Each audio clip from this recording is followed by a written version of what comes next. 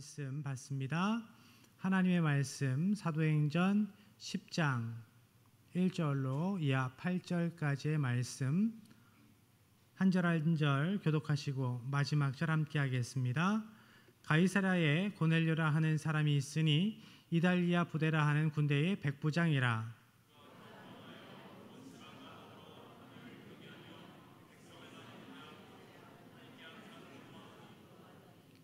하루는 제9시쯤 되어 환상 중에 밝기 봄에 하나님의 사자가 들어와 이르되 고넬료야 하니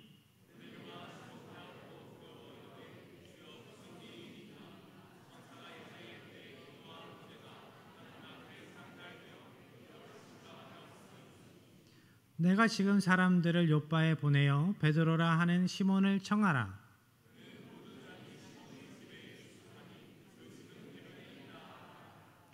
마침 말하던 천사가 떠나매 고넬료가 집안 하인 둘과 부하 가운데 경건한 사람 하나를 불러 이 일을 다 이루고 요빠로 보내니라. 아멘. 여러분 그림 좋아하십니까? 그림을 딱 보면 전시장에 가서 그림을 보면 이 그림 참 좋다, 의미 있다 이렇게 확 와 닿는 것이 있으신가요? 제가 그림에 대해서 잘 몰라서 그런지 그런 느낌을 받을 때가 많이 있지는 않습니다. 그림을 한번 볼까요? 보이십니까? 저 가운데 검은 부분 사람입니다. 사람 밑에 있는 것이 다 그림입니다. 2020년도에 기네스북에 등재된 세상에서 가장 큰 그림입니다.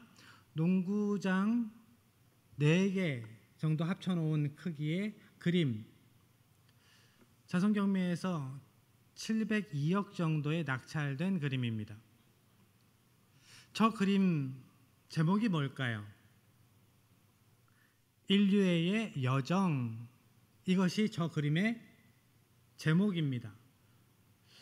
저 그림을 볼 때 그 제목과 맞다라는 게 느낌이 오시나요? 저 그림을 딱 봤을 때 인류애의 여정이 느껴지십니까? 다른 그림 한번 보지요. 저 그림이 어떻게 그려졌는지 살펴봅니다. 우선 화가가 140개국의 어린이들로부터 어린이들이 그린 그림을 받아서 그거를 밑그림으로 깔고 그 위에 물감으로 덧칠을 합니다. 그래서 만들어진 것이 세상에서 가장 큰 그림이 되었습니다. 그런데 화가가 그 아이들 그림 위에 물감을 덧칠하다 보니까 이게 이어지더래요. 이어지면서 5대양 6대주가 나타나서 하나로 연결되네, 하나가 되네. 그래서 인류애의 여정이라는 제목을 그 그림에 붙였다고 합니다. 이렇게 그림에 대한 설명을 들으면 그렇구나 알겠는데, 그림 하나하나를 따로 보면, 그 선과 색을 따로 보면 그 전체 그림의 의미를 알 수 없을 때가 많죠. 하나님께서 그리시는 그림도 때로 이와 같습니다. 하나하나를 떼어 놓고 볼 때 작은 그림의 선과 색의 의미를 봐서는 전체 그림의 의미를 모를 때가 많습니다. 작은 그림도 전체 그림의 안에 있지만 작은 그림의 진정한 의미를 모를 때도 많습니다. 그래도 우리는 그러한 때에 하나님을 신뢰해야 합니다. 하나님은 이 세상을 창조해 놓으시고 보기 좋다 하셨습니다. 하나님께서 창조해 놓으시고 보기 좋다 하셨어요. 안목이 우리보다 훨씬 높으신 하나님께서 당신이 보시기에도 하나님께서 만들어 놓으신 그 세계가, 이 세상이 참 아름답고 보기 좋으셨습니다. 우리 하나님은 그렇게 솜씨 좋으신 창조자이시기 때문에, 가장 뛰어난 화가이시기 때문에 우리는 하나님을 신뢰해야 합니다. 그 그림의 과정, 구원의 그림의 과정에서 우리가 알지 못하는 일들을 만나도 하나님을 신뢰해야 합니다. 하나님께서 구원의 큰 그림을 그리셨습니다.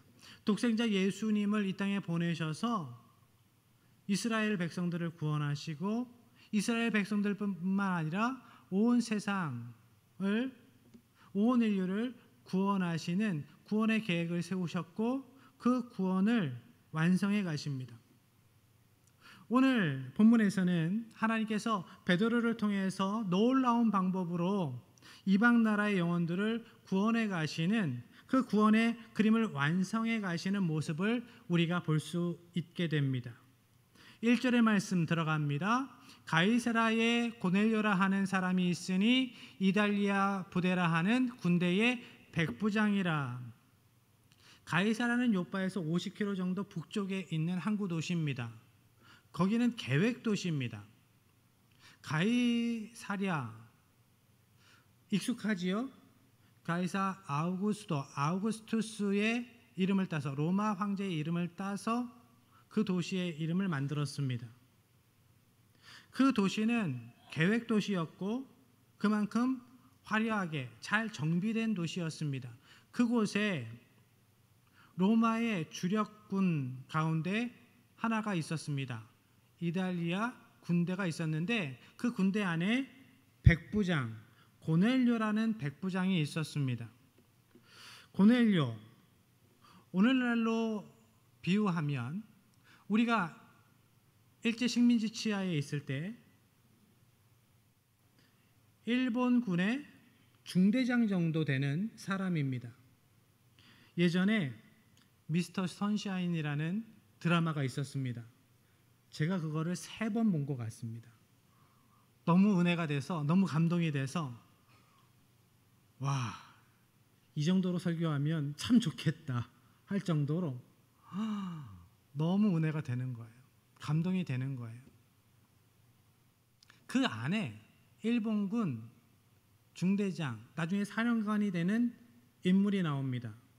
그 사람이 모리 타카시라는 사람이었는데, 그런 존재가 유대인들의 관점에서는 로마 군대의 백부장이란 말이죠.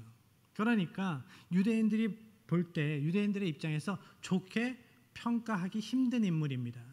그런데 성경은 그러한 사람을 이렇게 평가를 하고 있습니다. 2절입니다. 그가 경건하여 온 집안과 더불어 하나님을 경외하며 백성을 많이 구제하고 하나님께 항상 기도하더니. 경건이라는 단어가 나옵니다. 영어로는 God fearing이라고 되어 있어요. 하나님을 두려워하는 것입니다. 하나님을 두려워하는 것. 고넬료는 사람보다 하나님을 두려워했던 사람입니다. 이것이 하나님을 경외하는 겁니다. 세상 무엇보다, 세상 사람이나 어떤 상황, 권세자보다 하나님을 두려워하는 것. 고넬료는 그러한 사람, 하나님을 경외하는 사람이었습니다. 그런 고넬료가 백성을 많이 구제하고 하나님께 항상 기도했다라고 말씀합니다. 그의 구제, 그의 선한 행동은 사람에게 잘 보이고 인정받기 위한 것이 아니었습니다. 하나님께서 기뻐하시는 일을 하고자 하는 마음, 그 마음의 동기가 거기에서 시작됩니다. 하나님을 두려워했기에, 하나님을 경외했기에 그가 선한 일을 했습니다. 하나님을 경외하는 믿음의 사람이었기에 항상 기도로 살아갔습니다. 하나님은 그렇게 올바른 믿음으로 살아가는 고넬료를 부르십니다. 3절의 말씀으로 이어갑니다. 하루는 제9시쯤 되어 환상 중에 밝히 봄에 하나님의 사자가 들어와 이르되 고넬료야 하니. 고넬료를 제9시에 부르셨다 말씀합니다. 우리네 시간으로는 오후 3시입니다. 오후 3시에 그러니까 비몽사몽간에 환상을 본 것이 아니라 낮 시간에 밝히 선명하게 하나님께서 환상 중에 말씀하셨다라는 겁니다. 환상 중에 하나님의 사자가 들어와서 고넬료를 부르십니다. 고넬료가 두려운 마음으로 주여 무슨 일이십니까? 라고 반문할 때 하나님의 천사는 이렇게 대답합니다. 4절 하반절, 천사가 이르되 내 기도와 구제가 하나님 앞에 상달되어 기억하신 바가 되었으니, 너의 기도와 구제가 하나님 앞에 상달되어 기억하신 바가 되었다. 여기에서 상달되다라는 이 단어는 하나님께 드리는 희생제사와 관련된 단어입니다. 그런데 이방인들은 하나님 앞에 희생제사를 자기가 직접 드리지 못해요. 이방인의 뜰까지는 들어가도 그 안으로 성소로 들어가지 못하거든요. 성전 안쪽으로 들어가지 못해요. 그런데 그런 이방인 고넬료, 그 고넬료가 그래도 믿음으로, 기도로, 선한 믿음의 동기로 선한 행위를 많이 했는데, 하나님께서는 그러한 고넬료의 기도와 그의 선행을 희생제물처럼 받으셨다라는 거예요. 희생제물처럼 여기셨다라는 겁니다. 그래서 이 구절을 NIV 성경으로 직역해 보면 이렇게 됩니다. 너의 기도와 내가 가난한 자들을 위해 주었던 선물이 하나님 앞에 기억되는 제사, 메모리얼 어퍼링이 되었다. 그러니까 하나님은 고넬료의 기도를, 그의 선한 행위를 예배로 받으셨다라는 겁니다. 여러분의 기도가, 여러분의 선한 믿음의 삶이 하나님께서 기억하시는 귀한 예배가 되기를 바랍니다. 하나님께서 여러분의 기도를 들으실 때, 여러분의 선한 믿음의 삶의 모습을 보실 때에 그것을 기억하시고 예배로 기뻐 받으시는 삶, 이것이 참된 예배자의 삶입니다. 이것이 믿음을 살아내는 거예요. 삶을 믿음으로 살아내는 것, 하나님을 경외하는 하나님의 백성의 삶입니다. 하나님께서는 올바른 믿음으로 살아가는 고넬료에게 앞으로 행할 일들을 알려주십니다. 5절 6절입니다. 내가 지금 사람들을 요빠에 보내어 베드로라 하는 시몬을 청하라. 그는 무드장이 시몬의 집에 유숙하니 그 집은 해변에 있다 하더라. 사람을 요빠에 보내서 시몬 베드로를 청해라. 그가 해변에 있는 무드장이 시몬의 집에 거하고 있다. 하나님께서는 선명하게 아주 구체적으로 말씀하십니다.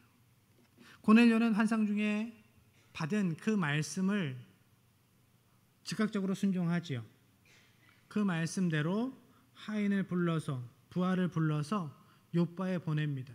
그래서 베드로를 청하지요.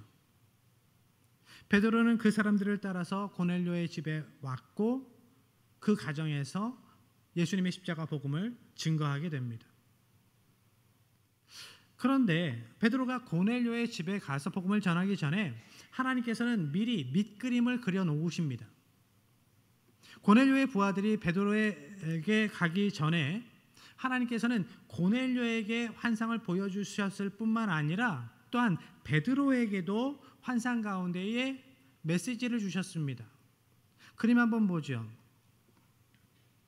우리가 잘 아는 본문의 말씀에 관련된 사파입니다.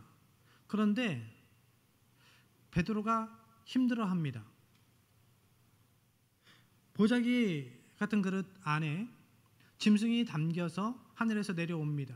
그런데 그 짐승들을 보니까 율법에, 정결법에 부정하다 규정된 짐승들이에요. 그런데 하늘에서 음성이 들립니다. 이것을 먹어라. 베드로가 대답합니다. 주님, 제가 지금까지 하나님께서 부정하다 하신 것들을 먹은 적이 없습니다. 제가 율법으로 금한 것들, 더럽고 속된 것들을 먹은 적이 없습니다. 이렇게 대답하니까 하늘에서 또 음성이 들리지요. 하나님께서 깨끗게 하신 것을 인간이 속되다 더럽다 할 수 없다. 베드로는 더 이상 아무런 말도 할 수 없었습니다. 베드로가 이 환상을 받았을 때 이 환상의 의미를 바로 깨닫지는 못합니다.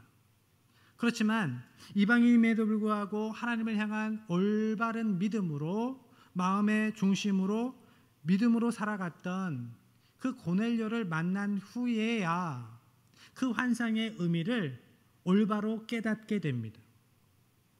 유대인들이 그렇게 더럽다고 생각한 이방인들을 하나님께서 깨끗게 하실 것이다, 구원하실 것이다 라는 의미라는 것을 선명하게 알게 됩니다.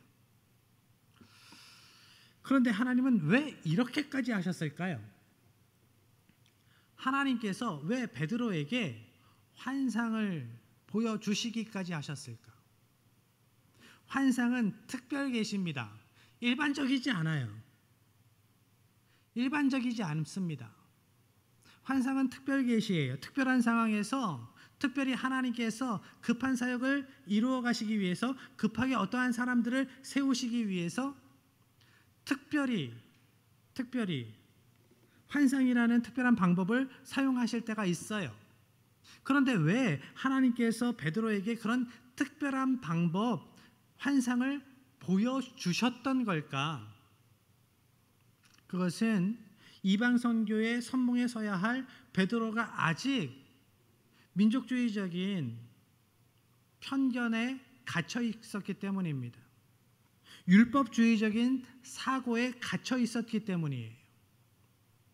베드로의 그 편견과 갇혀진 종교적인 그 식견으로는 하나님께서 계획하신 대로 아름다운 올바른 이방 선교를 해 나아갈 수 없었기 때문에 베드로의 편견을 깨부수고 그의 눈을 밝히 열어주시기 위해서 환상을 보여주신 겁니다.